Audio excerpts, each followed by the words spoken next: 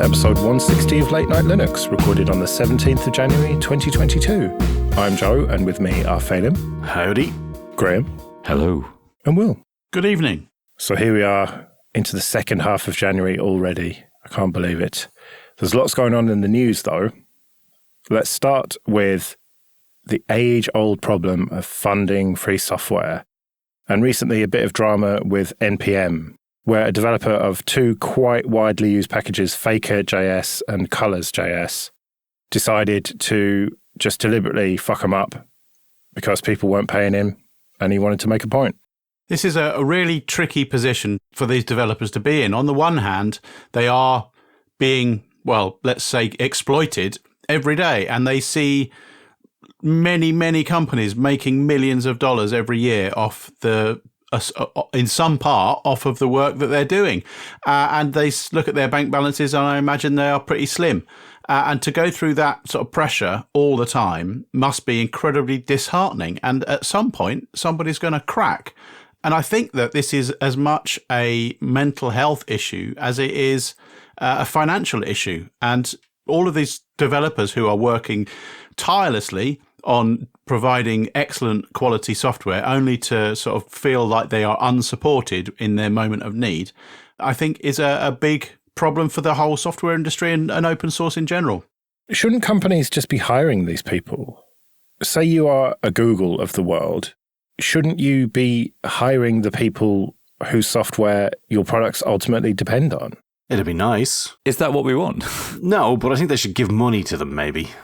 You don't need to be an employee to make use of, all the big people. I'm not saying, I know loads of people use free software and can't afford to give everybody as much as they might do, or they might be from a developing country or whatever. But let's put it this way. The large companies who don't pay tax should probably just, reach into their pocket a wee bit and just throw money at this. I think there's a bit of a double-edged sword here to be aware of, which is that if somebody like Google, for example, start throwing money at a project, then sooner or later a company like Google will either be accused of or actually do try and steer the project in a way that they want it to go. And that would be seen as being very bad, and people wouldn't want that to happen. So it's really tricky.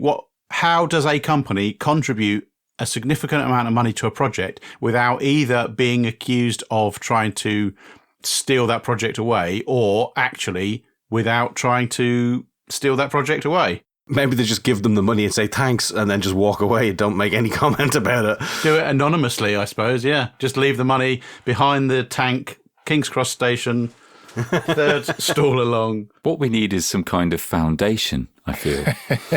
Go on, tell me more. But I agree. It's a real problem that we've talked about a lot. We don't really want the licensing to change, and we've seen what happens with other developers when, a big corporation hires them. Basically, their responsibilities change, or there's no guarantee that they won't. And yet there's no clear way through this. There's no obligation.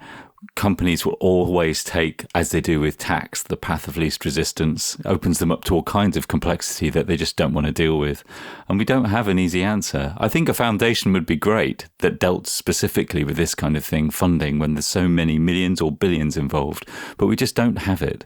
Isn't the main problem here that there are just so many small pieces of open source software that come together to form the products and services of all these tech giants?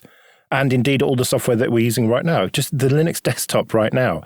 How many different separate packages make up that Linux desktop or a Linux server or whatever?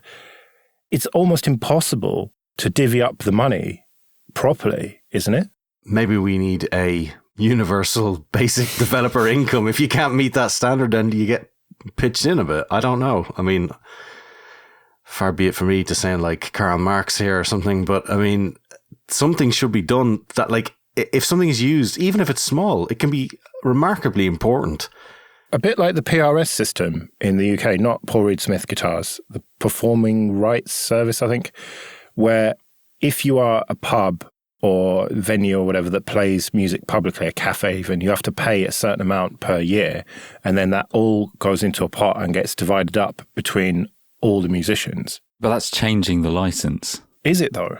Well, I think we'd need more words on the licenses that this software is released under. Yeah, I don't think corporations are going to do anything voluntarily. And also, like, to counter the fact that there are so many projects, I think that's something that those big organizations take advantage of. It's the agility of the fact in there being so many projects, because new things rise up so very quickly. They're able to take advantage of that by holding on to the coattails of successful projects without doing any of the R&D themselves. So unless there's a legal framework for them to force them to do like there is with PRS, I just don't see it ever happening. And I don't think there's a legal way forward. Well, maybe they could do something similar to the way Linux Foundation does their work, or maybe they could take it on. In fact, that it's a sort of brownie points type situation. You know, they love making themselves look better than they are. So could we not use that to our advantage, maybe? Well, that's what I was thinking. Shame them into taking part. But then they have to admit to using this software. And it's only when something goes wrong we often find out so many people are using things. I take one issue that Dan Goodin, who was writing for Ars Technica, had at the end of his point, where he says the ability for a single developer to throw a wrench into such a large base of apps underscores a fundamental weakness of the current free and open source software structure. No, it doesn't. It's called CI/CD, continuous integration, continuous development. What the hell are you doing just pulling it straight in for? That is the most ridiculous thing I've heard in my life. It's nothing to do with it being FOSS project. Any project can do that. Even a proprietary library that you use can do that. If you just blindly import the thing, always have a staging position for these things, and then you're not in that position, I would say. This is total brainstorming, but maybe there's some kind of simple boilerplate code that projects using the GPL could insert that would need to be removed for certain people to use it under certain circumstances, and in so doing, they're forking it and they're making it available publicly. At least then that lets them track it, or at least that they have to then go back to the developer and maybe make their own contract with the developer to support the code or maintain the code with that boilerplate stuff removed. I don't know. Maybe there is a way. The only way involves blockchain, clearly. Well, that's what Chris on Linux Unplugged was arguing, but I'm not 100% convinced, I must say. I'm just imagining now some kernel module that tracks the usage of every binary you use and then sends an invoice at the end of the day. Ah, bastard, why did I do ls twice in a row? Fuck. You joke, but surely something like that could be a solution where it depends on your usage of it. That's proprietary software then. Just use per seat licensing at that point. I think we need something where you still allow the flexibility to use things, where you can have projects, you can use 10,000 nodes if you want to, and do crazy stuff without having to think, oh, I hope I can get the budget to try this. And that's the big problem with licensing. This has to be something where we say the very, very top people can take a certain percentage out and just put it into the whole network for the good of the network. Because they're making a lot of money out of it, so they should bloody well pay for it, you know. I think what you're describing there is tax, Phelan. Sort of. But keeping on the shaming thing, could it, I'm thinking my idea through now, could it be something that adds the use of an instance to a database, an online database that's automatically updated to show how many people are using this bit of code and the projects that are using it? So if Google use it for one of their apps, you'll see how many millions of people are running this code on their apps, and it just updates that accordingly. And that does kind of add some kind of, well, you're using, you've got tens of millions, billions of users, and here's the income of the project, maybe side by side on the same column. And if you don't like that part of the code and you want to take it out, then you have to have that conversation with the project. Yeah, but look how people react to any sort of tracking in free software. Yeah, it's true. Just not going to wash, is it? You could easily do it with proprietary software, and they probably do, but you can't do that with open source software. People just won't stand for it. Yeah. Well, maybe we could design it and it's a trusted, foundation. I don't know. So Moxie Marlinspike is standing down as Signal's CEO.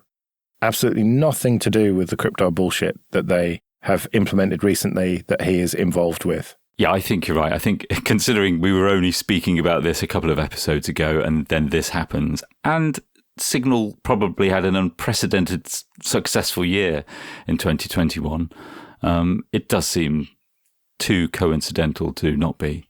Is it good or bad news for Signal? It's got to be bad news, isn't it? It has to be bad news, yeah. And also, I think there's a lot of people who would say that the fact that they've included a cryptocurrency means they're now subject to, well, FTC and various legal things that relate to money laundering and all those types of things. If you've got your own cryptocurrency, you now have brought that fire of analysis upon your crypto messaging service, which is probably not a great idea.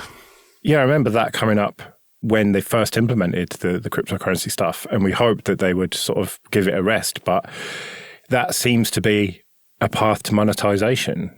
And much like we talked about earlier on in the episode, monetizing and even just paying for developers to develop free software is very difficult, and this is a solution to it. So you can't really blame them for trying this, because what other alternative is there? Signal is a great service. I use it now to only talk to a couple of people who aren't on Telegram, and I found it to be pretty good. And you can't just have some Russian oligarch pay for it forever. It must be very successful now, Signal. I've not given it enough thought, but there must be other ways to monetize it considering its influence, which don't involve, obviously, potentially opening it up to data abuse. They do have that donation thing that you can do to it as well, but it's like most things, probably doesn't get many donations. Yeah. I mean, I pay for it, but that's other people wouldn't pay for it, and that's the whole point. But then we've talked about this before. I dread the fact that Signal might go away after all of our friends and relatives that we've convinced to switch to Telegram or Signal, and then something goes away and they go, well, we told you so. That's why we're still using WhatsApp. That's why I've not bothered. I've not bothered to try and convert anyone. I just talk to them on WhatsApp and just suck it up, just treat it like I'm talking to them in the pub. No, you make them come to the network that you're on if they want to speak to you. That's why I've got no friends.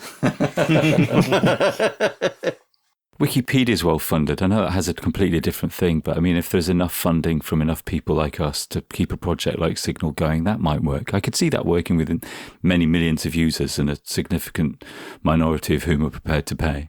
So what you're saying is that every time I open Signal, I want to get a gigantic banner begging me for money. Maybe if that makes the difference. It's open source. You could build your client to cut them out. Yeah, I suppose. And you couldn't blame them for doing it.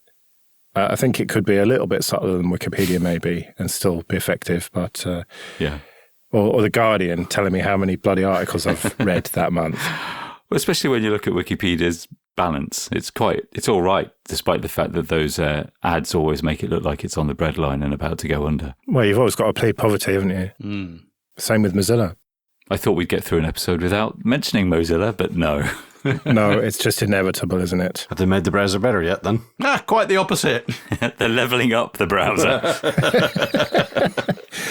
Well, at least they've backtracked on the cryptocurrency donations, although I don't think they should have. They tweeted, last week we tweeted a reminder that Mozilla accepts cryptocurrency donations. This led to an important discussion about cryptocurrency's environmental impact. We're listening and taking action. And then blah, blah, blah, blah, blah. We'll knock it off.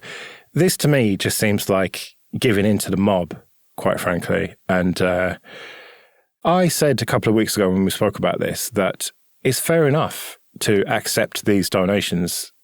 It's not going away, is it? Bitcoin and other cryptocurrencies.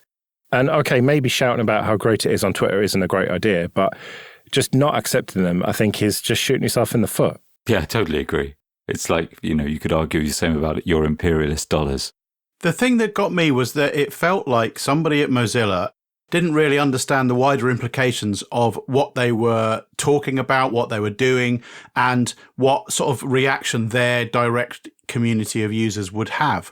And I think that is part of the overall problem with Mozilla now, is that a while back, and I dare say there are still a lot of good people there, but a while back, anyone who was anyone in the open source community at some point worked at Mozilla or knew somebody who had. And I wonder if now they are just a business being run by just people who don't really have that deep vested interest in open source, in the open web, and what they're actually doing is looking to pay the bills. And then crazy ideas like this are allowed to go out. Whether or not they should be accepting crypto, I think, is a side issue compared to whether or not they should go on Twitter and ask people to send them and not expect the reaction that they got. So I think we talked about this last time, but it just smacks of somebody or some people not really knowing the history and understanding the implications of what they do. Okay, this episode is sponsored by Linode. Go to linode.com/late-night-linux to get started with $100 free credit. From their award-winning support offered 24/7 365 to every level of user, to ease of use and setup, it's clear why developers have been trusting Linode for projects both big and small since 2003. Deploy your entire application stack with Linode's one-click app marketplace, or build it all from scratch and manage everything yourself with supported centralized tools like Terraform. Linode offers great price-to-performance value for all compute instances, including GPUs, as well as block storage, Kubernetes, and more. Linode makes cloud computing fast, simple, and affordable, allowing you to focus on your projects, not your infrastructure. So go to linode.com/late-night-linux, create a free account with your Google or GitHub account or your email address, and you'll get $100 in credit. That's linode.com/late-night-linux. On to a bit of admin then. And first of all, thank you everyone who supports us with PayPal and Patreon. We really do appreciate that. You can learn more at latenightlinux.com/support. And if you want to get in contact with us, show@latenightlinux.com. Let's talk about Wordle. This is a silly word game that is gone viral in the last few weeks. I don't understand it. Well, what a surprise, Phelim, you don't understand it. English being your second language. It is, yes. Yeah, at least English or whatever. Oh, Caligum Dulgadian Letters. I didn't realise Klingon was also one of your languages. It's like a cross between Mastermind and Scrabble. Oh, dear God, I want to kill myself now. I think that's going a bit far. I mean, I thought it was rock hard for the first couple of days, and then I got how to do it, and I've managed to do it every single day since. And same with my mum as well. She struggled, but she loves these little silly games. Anyway, this is only on the web. Now, when a game goes viral like this, most people's first instinct is to look on their app store, whether that is the Apple One or Google Play, for the app, because everything's an app nowadays.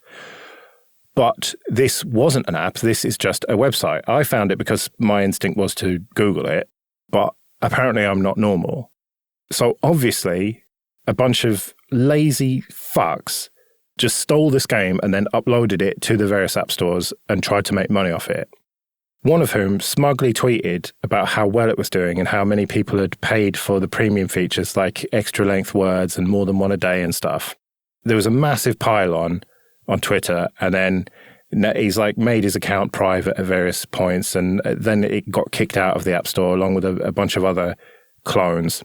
But what's interesting here is not the game itself, but the fact that if you put something out on the open web for free, for the love of it, literally in this case, a fella made a game for his missus and then everyone else jumped on it because it was great. But if you do that, you are really susceptible to people just stealing your work and monetizing it. And that somehow doesn't seem right to me, because things should be on the open web. There's no reason why a simple little word game like this needs to be an app when it can just be a website. This is why I don't think anybody aiming for the amazingness that is the Apple and Android's app stores for Linux is really wrong, because why do we want this? Because this is what it's like for everything. Every time you search for any type of app, there's about 50 different kinds. It's like, oh, look, how many fart apps do you need? Like, you know, I'm sure one is enough. But there's all these people trying to chance you out of money. It just seems to be, even though it's curated, it seems to be less so by the fact that it's all walled off. And they've been talking about the fact that, you know, a progressive web app could work equally well if you could register that name in the app stores and just have it go to the website. But Apple don't want you to do that. And they're making a statement that they're essentially penalizing this guy for not letting them get their 30% cut. I agree with all of that, but I think this is just the world that we live in now.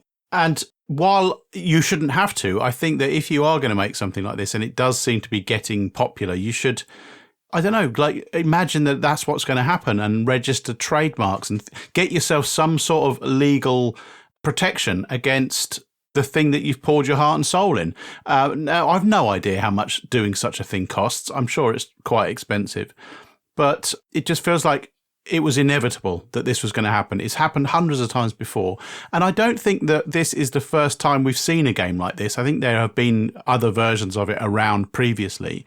So, you know, I don't know. It was inevitable. And I think that if you just sat down and thought about it for a minute, then perhaps you could have registered a few domains or registered a trademark And then you've got some kind of recourse to go to the app stores and say, somebody's infringing on my whatever it is, make them stop it. Well, you're right that this game is not original.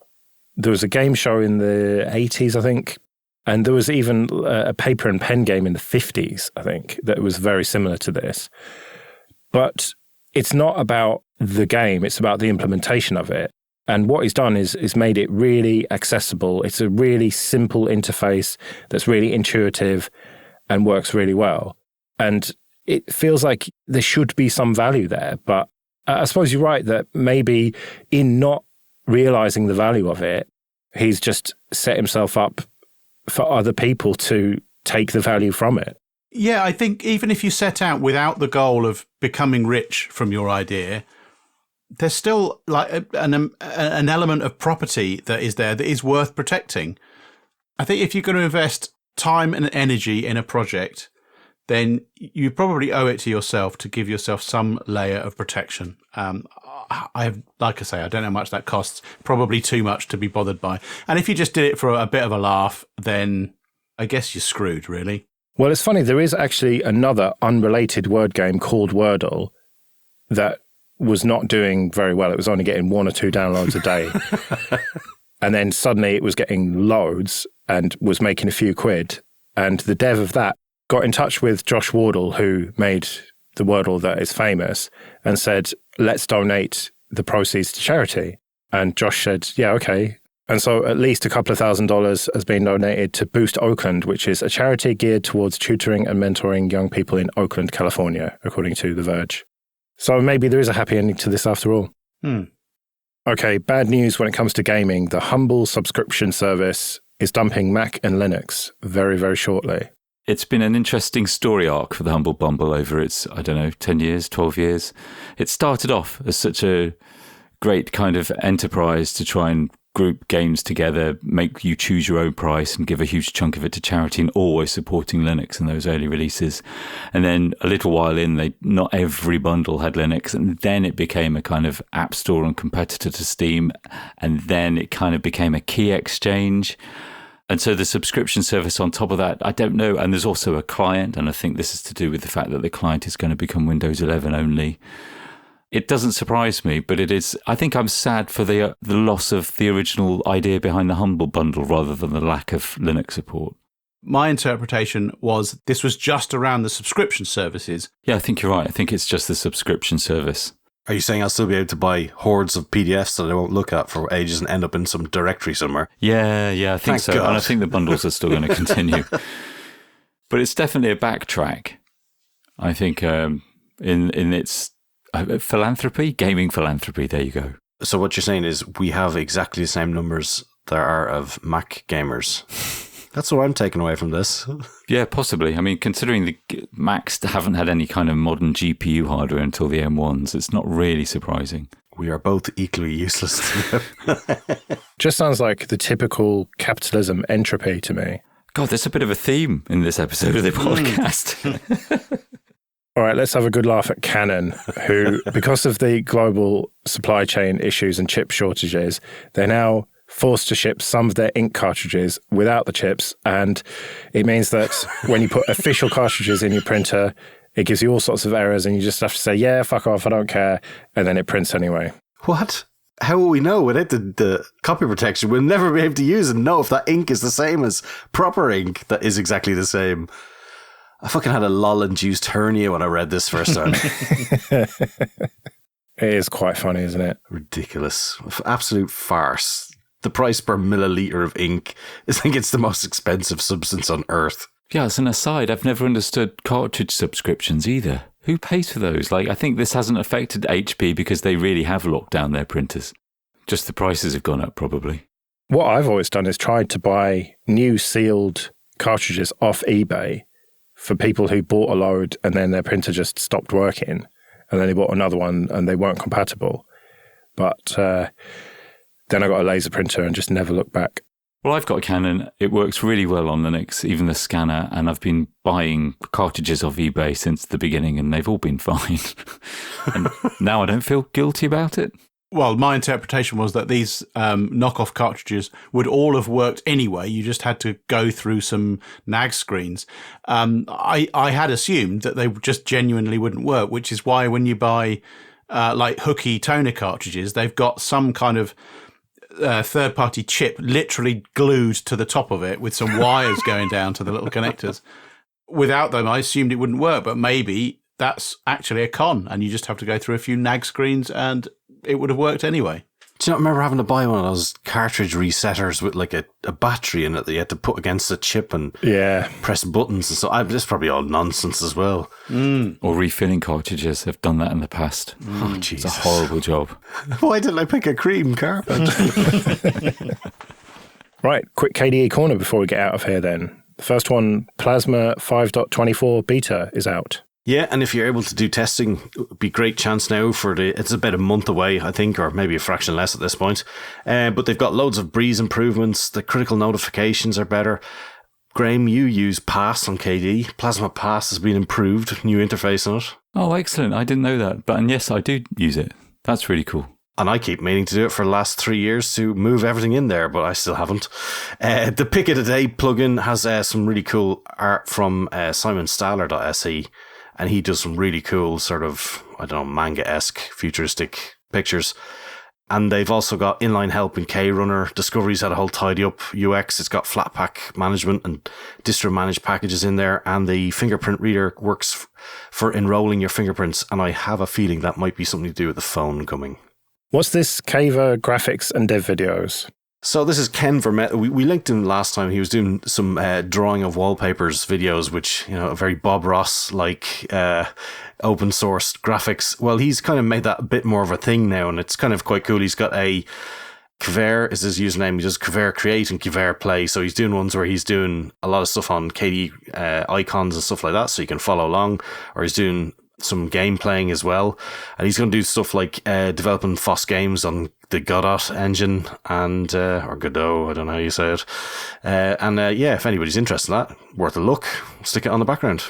All right, GNOME App ID in KDE Task Manager. Yeah, so KDE's been trying to work on getting GNOME apps to work better in Plasma, and this is a goal towards that, where they're trying to link the app ID so you can know. There's a lot of times where they're trying to use heuristics to try and map, say, if gedit was running, so you could, in the task manager, kill a process or monitor a process. And it's quite hard to do that the way the system couldn't identify it as belonging to gedit. So they have now started to use the application ID, which is all part of the sort of new Wayland properties setup, and that is using XD shell protocol, and then that allows them to match the applications properly, so GTK apps can fit in properly and be controlled properly in KDE. All right, KDE PIM updates. There's a huge PIM update, and I always like to promote that, because anybody who says that Kmail doesn't work or Contact is rubbish just needs to read that list. That's all the stuff that happened in the last 2 months, so good to keep going. Very important, but boring software. And what's this Dolphin thing? It's just an interesting where even things like a file browser, it was the QGraphics view, which allowed grouping and special plugins to work with various files. Kayua worked on that. He ported over to the K-file places view and deleted about 4,000 lines of code, which is about 10% the code base of Dolphin. And I think those type of improvements are pretty good. Everybody can appreciate them. So I thought that was quite cool. Right, well, links to all that in the show notes as usual then. We better get out of here then. We'll be back next week when we'll be talking about all sorts of stuff, including our discoveries. Or is it finds of the fortnight? I can't believe we've fallen into that trap. Anyway, until then, I've been Joe. I've been Phelan. I've been Graham. And I've been Will. See you later.